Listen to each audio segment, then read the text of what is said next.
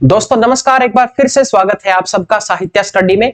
आज की इस वीडियो में जैसे कि हमने एक वीडियो सीरीज को शुरू किया है जिसमें हम ब्रिटिश जितने भी इंपॉर्टेंट राइटर हैं एक एक करके सबको डिस्कस करेंगे। इससे पहले मैं विलियम शेक्सपियर के वर्क्स को डिस्कस कर चुका हूं, जोफ्री चौसर के, विलियम वर्ड्सवर्थ के। तो ये रोमांटिक एज के जो राइटर हैं ये बहुत ज्यादा इंपॉर्टेंट है यूजीसी नेट के एग्जाम के लिए, गेट के एग्जाम के लिए, टीजीटी पीजीटी या स्क्रीनिंग का कोई भी एग्जाम हो, ये जो रोमांटिक राइटर है ये बहुत ज्यादा इंपॉर्टेंट है। तो आज की इस वीडियो में हम एक बहुत ही शानदार जबरदस्त पोएट के बारे में डिस्कस करेंगे जिसका नाम है पीबी शैली, पर्सी बायसी शैली, जिनका बर्थ हुआ था 1792 में।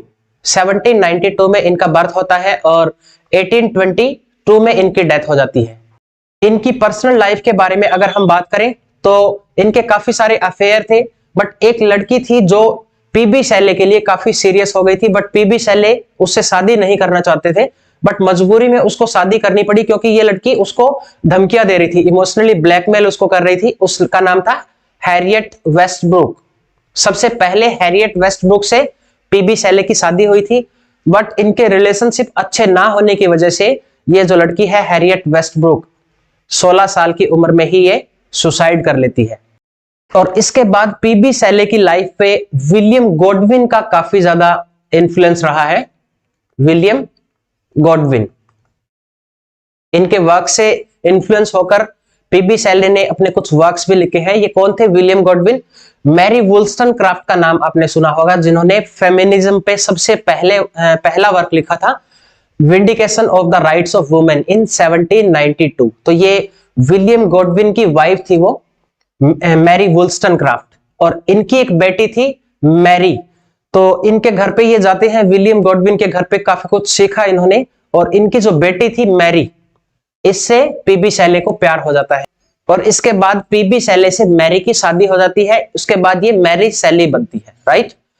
और पीबी शैले जो है वो एक रिवोल्यूशनरी पोएट है। रिवोल्यूशनरी पोएट माने जाते हैं रोमांटिक एज में, क्योंकि ये मानते थे कि नेचर जो है वो रिवोल्यूशन लेके आती है, नेचर ही डिस्ट्रॉयर है, नेचर ही क्रिएटर है, ऐसा पीबी शैले मानते थे। इसलिए इनको रिवोल्यूशनरी पोएट बोला जाता है। और इन्होंने अपनी लाइफ में सबसे जो पहले वर्क लिखा था नेसेसिटी ऑफ एथिज्म। जब ये कॉलेज टाइम पे थे तब इन्होंने एक वर्क लिखा था नेसेसिटी ऑफ एथिज्म। इसको 1811 में लिखा गया था इस वर्क को। ये एक लेटर था, कोलैबोरेशन में लिखा था टीजे हॉक के साथ। याद रखना, इसको इंपॉर्टेंट है ये। टीजे हॉक के साथ इस कोलैबोरेशन में इस लेटर को लिखा गया, और इस लेटर में क्या लिखा था? He questions about the existence of God. He courier this letter to all the professor of theology. उस टाइम पे कॉलेज में जो थियोलॉजी के प्रोफेसर थे उन सबको कोरियर कर दिया गया। इसका रिजल्ट क्या हुआ? पीबी शैले को कॉलेज से एक्सपेल कर दिया गया। टीजे हॉक की काफी अप्रोच थी, इनके कोई रिलेटिव थे जो उसी कॉलेज में वो टीच करते थे, जिसकी वजह से टीजे हॉक को एक्सपेल नहीं किया गया, बट पीबी शैले को वहां से निकाल दिया जाता है कॉलेज से इस लेटर की वजह से, नेसेसिटी ऑफ एथिज्म, क्योंकि इसमें गॉड के बारे में लिखा गया था कि गॉड है या नहीं, उसके एग्जिस्टेंस पे सवाल उठाया था इन्होंने, इसलिए कॉलेज से इनको निकाल दिया गया। और ये पीबी शैले जो है ये मेंबर रहे हैं विजनरी सोसाइटी के। ये इंपॉर्टेंट पॉइंट है, ध्यान रखना। विजनरी सोसाइटी के और कौन कौन मेंबर थे? जैसे कि ले हंट है, Thomas Love Peacock, Lord Byron, John Keats, Mary Shelley और विलियम गॉडविन, जो इनके फादर इन लॉ थे पीबी शैले के। ये विजनरी सोसाइटी के मेंबर थे। उसके बाद इन्होंने एक वर्क लिखा जेस्ट्रोजी, 1810 में इसको लिखा गया था। जेस्ट्रोजी जो है ये एक गॉथिक फिक्शन है। गॉथिक जॉनरा क्या होता है? जिसमें कुछ हॉरेबल चीजों को दिखाया जाता है, मर्डर जैसे घोस्ट अपीयर होते हैं, इस तरह के वर्क को हम गॉथिक जॉनरा में इंक्लूड करते हैं। तो ये जेस्ट्रोजी जो है ये एग्जांपल है गॉथिक फिक्शन का। इसका एपिग्राफ लिया गया है पैराडाइज लॉस्ट से। पैराडाइज लॉस्ट बुक सेकंड, ये एक गॉथिक नॉवल है। ज्यादा कुछ पढ़ने की जरूरत नहीं है, इतना ज्यादा इंपॉर्टेंट नहीं है, बस ध्यान रखना कि जेस्ट्रोजी एक गॉथिक फिक्शन है।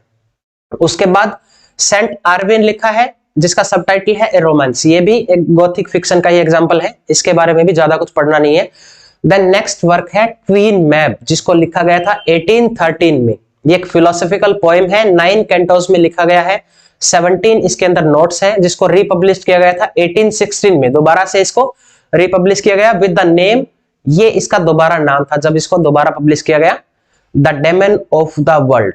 ठीक है, इसको भी थोड़ा सा ध्यान रखना, the demon of the world. इसकी थीम है perfection in humanity and fear of death, right. It is based on William Godwin's ideas of necessity. ये जो इनके फादर इन लॉ थे विलियम गॉडविन, इनका ही एक वर्क है आइडियाज ऑफ नेसेसिटी, उसी पे बेस्ड है ये वर्क। क्वीन मैब सबटाइटल है इसका, ए फिलोसॉफिकल पोएम, ये भी ध्यान रखना। उसके बाद आगे चलते हैं, ये अडोनियस, ये सबसे इंपॉर्टेंट वर्क है इनका। अडोनियस 1821 में इसको लिखा गया था। ये एक एलिजी है।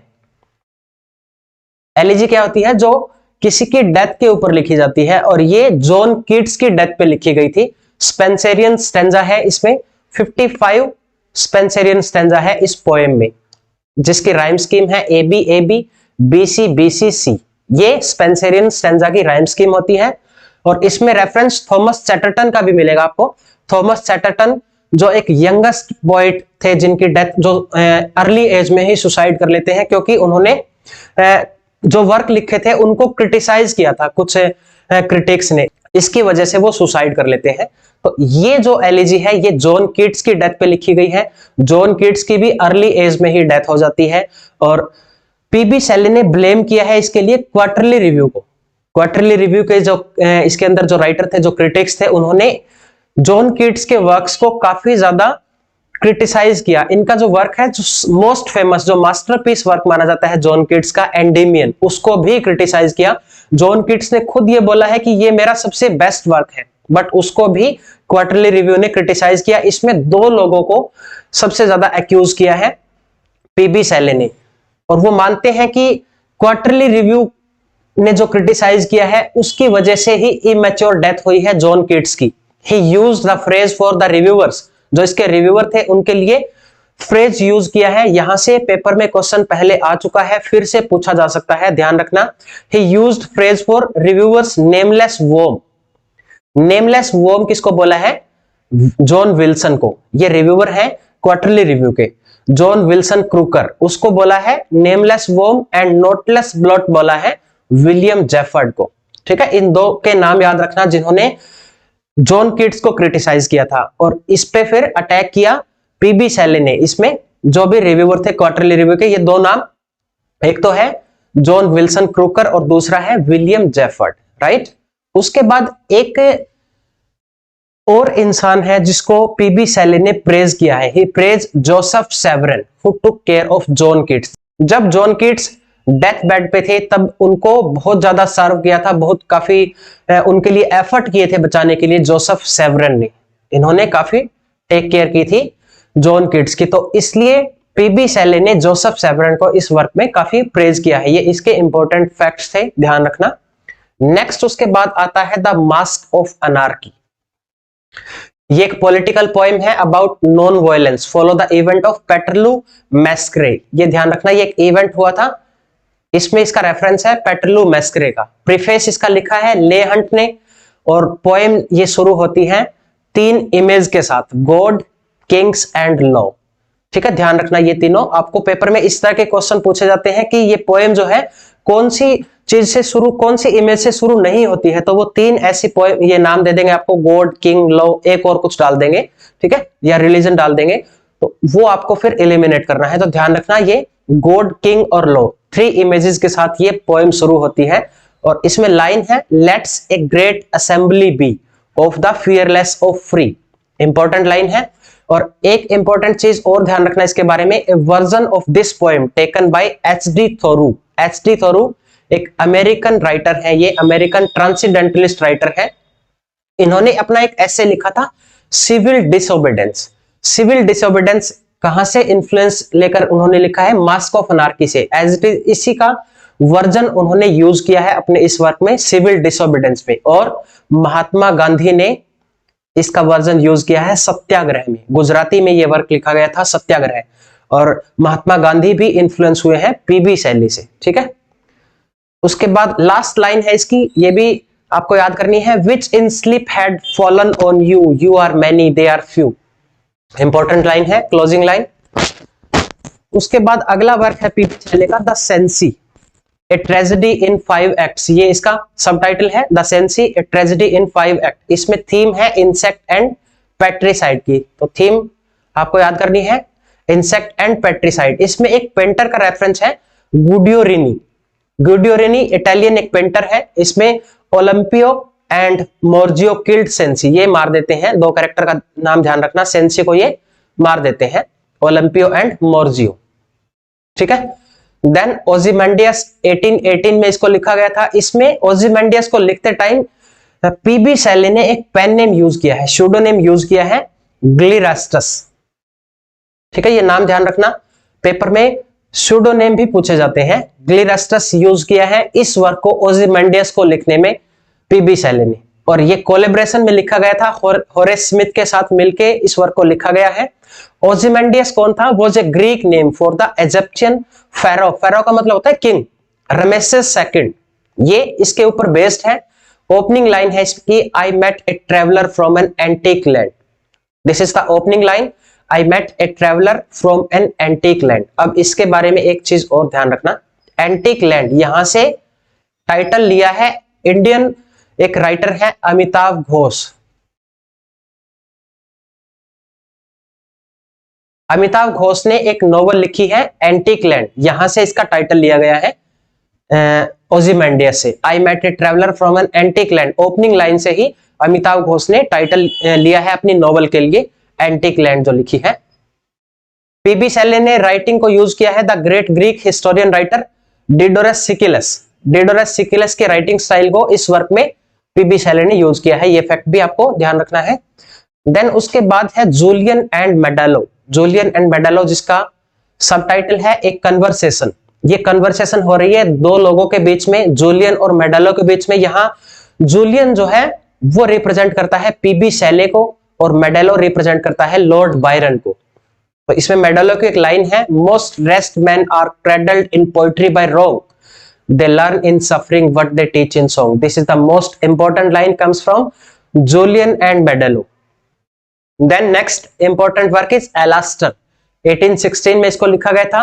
इसका another title है The Spirit of the Solitude.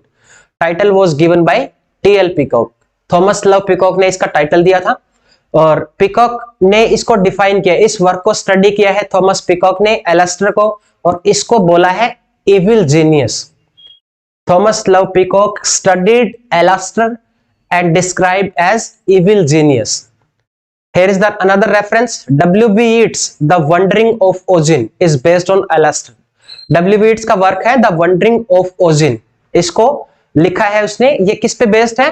एलास्टर पे, पीबी शैली के इसी वर्क पे ये बेस्ड है। और ले हंट ने इसके बारे में बोला है we must accept this poetry beyond our comprehension, तो इसने प्रेज किया है इस वर्क को, We must accept this poetry beyond our comprehension, ठीक है।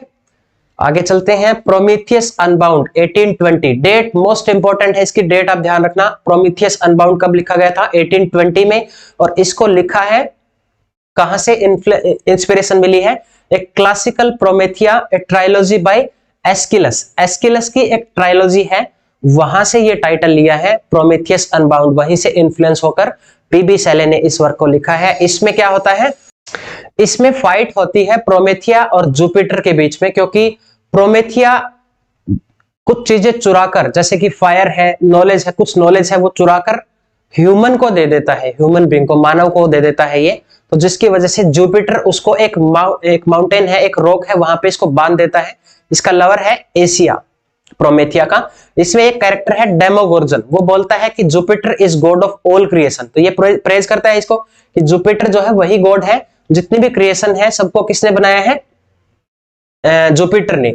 बट पेंथिया रिप्लाई करता है इसका, Panthea, famine, disease, strife and death, all of these are caused by Jupiter, कि ये जुपिटर की वजह से ही है, जो भी अकाल पड़ रहा है, बीमारियां फैल रही है, भूखमरी फैल रही है, डेथ हो रही है, जितनी भी पीड़ाएं हैं वो किसकी वजह से है? वो जुपिटर की वजह से ही है। Demogorgon has been called the monarch of shadow of time, Demogorgon के बारे में बोला गया है कि आपको पूछा जा सकता है इस तरह से कि किसको monarch of shadow of time बोला गया है इस वर्क में, तो डेमोगोर्गन ध्यान रखना। इसमें प्रोमेथिया जो कैरेक्टर है उसको कंपेयर किया गया है सैटर्न के साथ, ये एक नेगेटिव कैरेक्टर था। मट बॉडकिन ने बोला है, मिट बॉडकिन बहुत ही फेमस क्रिटिक है, they both are negative character. तो प्रोमेथिया जो है, प्रोमेथिया और सैटर्न ये दोनों ही नेगेटिव कैरेक्टर हैं। तो इसी के साथ इसलिए प्रोमेथिया को सैटर्न के साथ कंपेयर किया गया है। ठीक है, उसके बाद next to a skylark, important poem है ये। इसकी लाइंस आपको पढ़नी है, छोटा सा मतलब सोनेट्स है ये, ज्यादा बड़ा नहीं है। तो इसकी लाइन बहुत ज्यादा इंपॉर्टेंट है। पीबी शैले के टू ए स्काईलार्क से काफी बार क्वेश्चन पूछा जाता है लाइन से। जैसे ओपनिंग लाइन है इसकी, hail to thy blithe spirit, hail to thee blithe spirit. और ये जो ब्लिड स्पिरिट है ये न्यूएल कावर्ड की एक नोवेल है, उसका टाइटल है ब्लिड स्पिरिट। ये टाइटल लिया है किसने? न्यूएल कावर्ड ने टू ए स्काईलार्क से, ओपनिंग लाइन से ही ये टाइटल लिया गया है ब्लिड स्पिरिट। और इसमें एक लाइन है और important, our sweetest song are those that tell the saddest thought, our sweetest song are those that tell the saddest thought. This is the most important line, comes from to a skylark. Then the revolt of Islam, revolt of Islam 1817 में इसको लिखा गया था। It is in 12 cantos. It was published under the title Laon and सिंथिया, इसके under इसको लिखा गया था। तो ये टाइटल इंपॉर्टेंट है। और the revolution of golden city, ये भी इसका टाइटल है जिसके अंडर इसको पब्लिश किया गया था। Right, Hellas is the masterpiece work, last publish poem है पीबी शैले की। तो इस तरह के क्वेश्चन पहले पेपर में पूछे गए हैं। लास्ट पब्लिश्ड पोएम कौन सी है पीबी शैले की, या पीबी शैले का अनफिनिश्ड वर्क कौन सा है। अभी 2022 का जो एग्जाम हुआ था उसी में ये क्वेश्चन पूछा गया था कि उसकी लास्ट पब्लिश्ड पोएम कौन सी है। द ट्रम्प ऑफ लाइफ, ये पोएम थी उसकी लास्ट पब्लिश जो थी। तो स्काईलार्क हम कर चुके हैं, पहले आ गया ये। द सिंपोजियम, सिंपोजियम लिखा है पीबी शैले ने, जिसमें प्लेटो के वर्क को ट्रांसलेट किया है। पीबी शैले ने प्लेटो के वर्क को ट्रांसलेट किया है। सबसे पहले ऐसे पोएट थे ये जिन्होंने इस टाइम पे प्लेटो के वर्क को ट्रांसलेट किया। ठीक है, ode to the west wind important है, इसकी भी कुछ लाइंस आपको एक बार गो थ्रू करना है, आपको लाइंस पढ़नी है इसकी। द डेविल्स वॉक लिखा है, इंग्लैंड इन 1819 लिखा है। ये सिर्फ टाइटल देखने हैं आपको, ज्यादा कुछ इंपॉर्टेंट नहीं है इनका। इसमें पीबी शैले ने जो किंग था ना उस टाइम पे, जॉर्ज थर्ड, उसको क्रिटिसाइज किया है। And said an old mad blind and despise and died king, क्योंकि उस टाइम पे अमेरिका जॉर्ज थर्ड की वजह से आजाद हो गया था। ब्रिटिश उस टाइम पे रूल कर रहे थे अमेरिका पे। तो जॉर्ज थर्ड का जब राज था इंग्लैंड में, तब अमेरिका को इंडिपेंडेंस मिली थी, इसलिए इसको पीबी शैले ने क्रिटिसाइज किया है। उसके बाद the wandering Jew and the triumph of life, देखो ये लिखा हुआ है triumph of life is unfinished poem by PB Shelley. तो यही क्वेश्चन पहले पूछा गया था 2022 में। ठीक है, तो ये 21 टाइटल है, इसके इंपॉर्टेंट कुछ मैंने बताने की कोशिश की है। जो भी इंपॉर्टेंट है उसकी जितने भी फैक्ट्स हैं वो मैंने लिखे हैं यहाँ पे। जिसकी डेट याद करनी थी वो डेट भी लिखी हुई है। तो इनकी लाइंस सबसे पहले ध्यान रखना, रोमांटिक जो पोएट थे इनकी लाइंस बहुत इंपॉर्टेंट है। इनकी पोएम्स जो भी है इंपॉर्टेंट, वहां से लाइंस पेपर में आपको पूछी जाती है। तो आप इनकी पोएम्स की लाइंस एक बार पढ़ लेना। ठीक है, जो जो मैंने बताई है इंपॉर्टेंट वो लाइन पढ़ लेना। So this is all about PB Shelley. अगली वीडियो में हम रोमांटिक एज के ही अगले राइटर को डिस्कस करेंगे। धीरे धीरे करके हम सारे ब्रिटिश राइटर्स को कवर करेंगे। और इसके अलावा एक इंफॉर्मेशन और मैं आपके साथ शेयर करना चाहता हूं। हमारे जो यूजीसी नेट का और स्क्रीनिंग एग्जाम का स्टडी मटेरियल्स हमारी वेबसाइट पे अवेलेबल है। sahityastudy.com के नाम से जाके आप विजिट कर सकते हैं। साहित्य स्टडी के नाम से टेलीग्राम और हमारा जो इंस्टाग्राम है वहां आप उसको ज्वाइन कर सकते हैं, जहां पे आपको क्वेश्चन हर रोज क्वेश्चन मिलेंगे। एक एक क्वेश्चन हम वहां पे पोस्ट करते हैं, जिससे आपको काफी ज्यादा हेल्प मिलने वाली है अपनी प्रिपरेशन में। सो हमारे साथ जुड़े रहिए। Be safe, stay connected, best of luck.